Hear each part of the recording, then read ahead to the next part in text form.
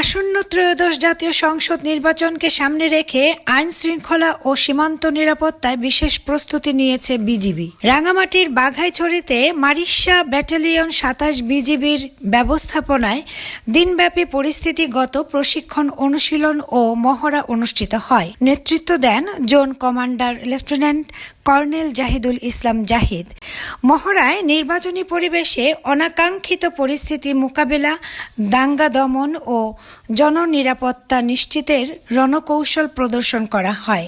তখন সাথে সাথে আমরা 2 প্লাটুন বিজিবি সদস্য নিয়ে কেন্দ্রে আসি। আসার পর দেখি উচ্ছৃঙ্খল জনতা ক্ষিপ্ত।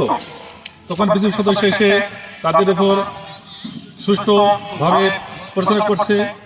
এখন মোটামুটি স্বাভাবিক। জোন কমান্ডার জানান, সুষ্ঠু ও শান্তিপূর্ণ নির্বাচন নিশ্চিতে বিজিবি সদস্যরা সম্পূর্ণ প্রস্তুত। পারুল বণিক ছোঁয়া, এন্টার টিভি নিউজ।